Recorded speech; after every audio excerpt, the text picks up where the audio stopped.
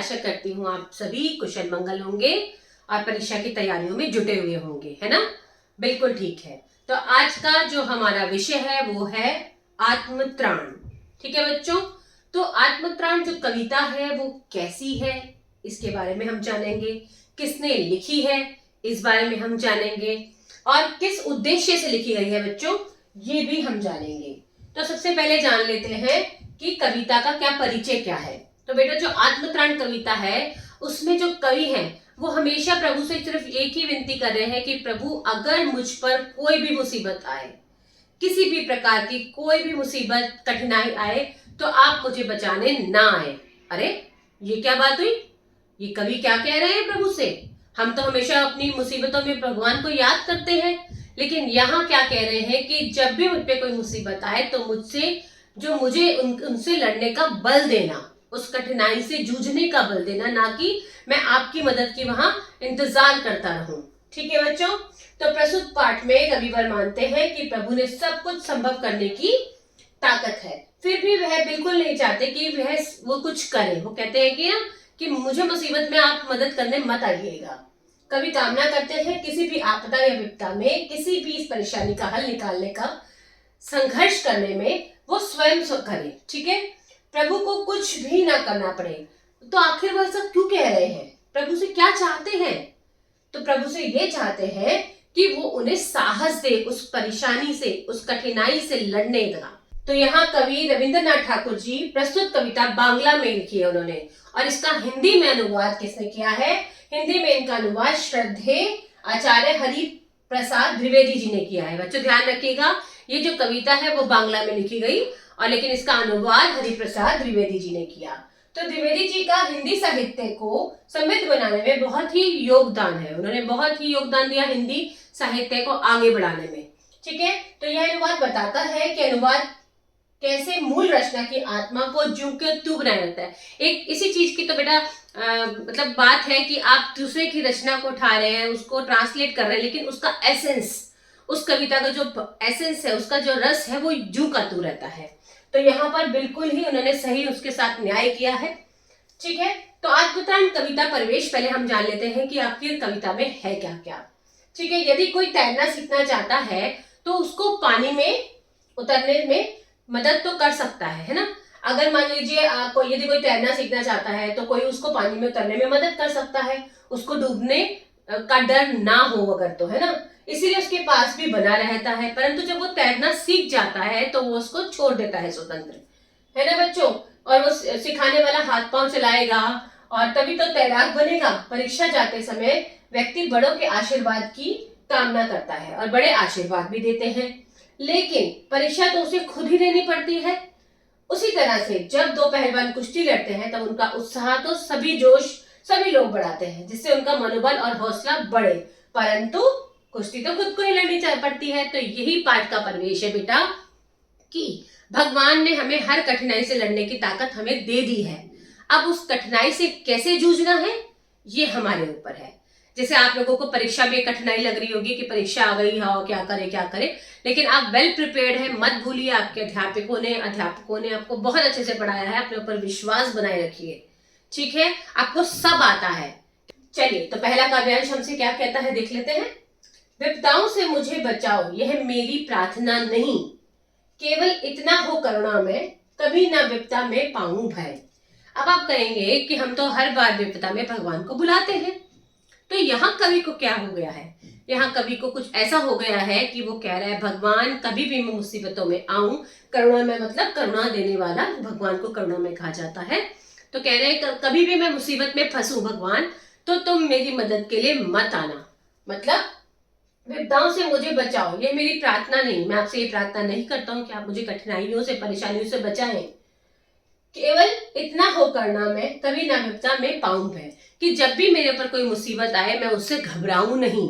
ठीक है बच्चों, दुख ताप से व्यथित चित्त को ना दो संतावना नहीं सही, पर इतना होवे करुणामय, दुख को मैं कर सकूं सदा जय।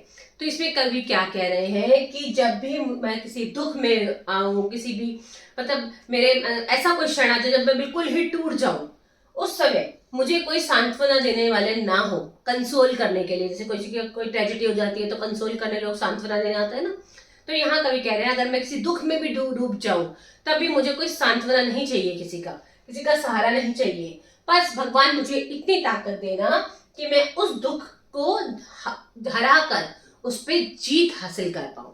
ठीक है बच्चों, कोई कहीं सहायक ना मिले तो अपना बल पौरुष न मिले, हानि उठानी पड़े तो जगत में लाभ अगर वंचना रही, तो भी मैं मन ही मन मानू शय।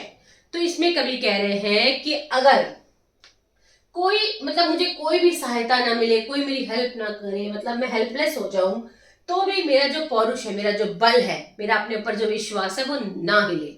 हर स्थिति में, हर परिस्थिति में मुझे अपने ऊपर विश्वास होना चाहिए।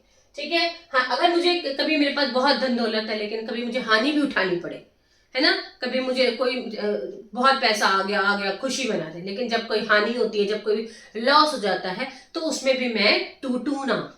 बड़े बड़े आपने देखे होंगे बिजनेसमैन, जब उनको प्रॉफिट हो रहा था तो गर्दिश में उनके तारे होते हैं, लेकिन जब उनको हानि होनी, लॉस होना शुरू होता है तो एक सेकंड में वो मिट्टी में मिल जाते हैं। तो कभी कह रहा है अगर ऐसा क्षण भी मेरे साथ आए तो मेरा विश्वास खुद पर से ना हिले, मैं कभी भी लड़खड़ाऊं नहीं। ठीक है। तो मन में ना मानुष्य, मैं हार ना मानू, टूटू ना। ठीक है। यहाँ पर कभी भगवान से हर बार यही प्रार्थना कर रहे हैं कि कुछ भी हो जाए भले। देखो बच्चों, इस कविता में पूरा ही यही दे रखा है कि अगर मेरे साथ कुछ भी अनहोनी, कुछ भी हो जाए, पर मेरा भगवान पर से विश्वास ना हिले, अपने ऊपर का मनोबल हमारा खुद का बना रहे। ठीक है। मेरा त्राण करो अनुदिन तुम, यह मेरी प्रार्थना नहीं कि हमेशा तुम आकर मेरी मदद करते रहो, मेरी सहायता करते रहो। नहीं, मुझे ऐसा नहीं चाहिए। ठीक है। बस इतना होवे करुणा में, तरने की हो शक्ति अना में, कि मेरे में भरपूर शक्ति हो कि जब भी मुझ पे कोई मुसीबत आए तो मैं उससे झेलता हुआ, उससे लड़ता हुआ, उससे तरता हुआ, कहते ना, मेरा बेड़ा पार कर दो, तार दो, कि मुझे हर परेशानी से अलग निकाल दो। तो यहाँ कह रहे हैं कि मुझे इतनी शक्ति दो कि मैं उन परेशानियों से अपने आप ही निकल जाऊं। मेरा भार अगर लघु करके ना दो, संतावना नहीं सही, केवल इतना रखना अनु मैं वहन कर सकूं इसको निर्भय। कि कभी भी मेरे पास इतनी बड़ी मुसीबतें आ जाए मेरे ऊपर, मुसीबतों का पहाड़ ही टूट क्यों ना पड़े, लेकिन कभी भी मैं इनसे डरूं नहीं, मैं उनको वहन करना, उनके अपने ऊपर झेलना सीख सकूं। ठीक है। नतशिर होकर सुख के दिन में, तब मुख पहचानू छिन छिन में।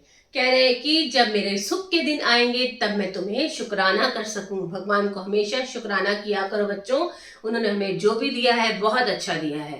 तब मैं रोज आपके सामने अपना शीश झुकाकर तुम्हें शुक्र कर सकूं, तुम्हें शुक्रिया कर सकूं। ठीक है।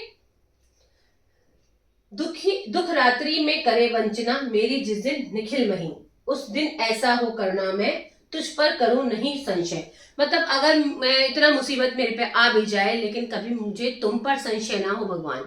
संशय एक तरह का डाउट कि भगवान तो मेरी मदद के लिए आ ही नहीं रहा है, तो ऐसा डाउट मेरे मन में कभी तुम्हारे लिए ना आए कि मुझे हमेशा ये होना चाहिए कि भगवान हमेशा सदैव मेरे साथ है।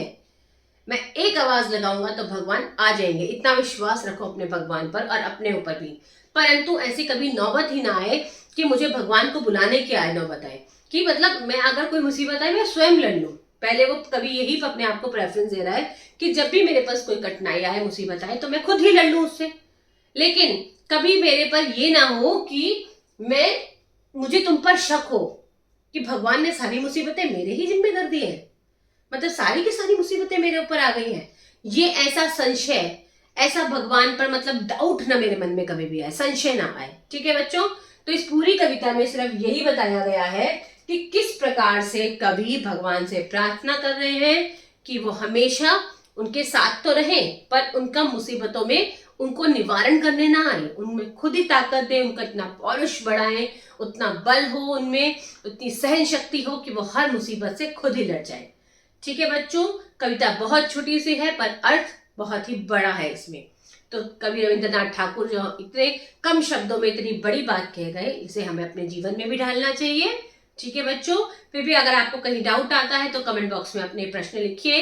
और आपको मैं याद दिला दूं, 25 तारीख को बेटा हमारी लाइव सेशन है, आप लोग सब ज्वाइन कीजिएगा। 25 तारीख को मैं आपको ग्रामर और क्रिएटिव राइटिंग की बहुत सारी टिप्स दूंगी, जिससे आपके पेपर में आपको बहुत हेल्प मिलेगी। ठीक है बच्चों, धन्यवाद।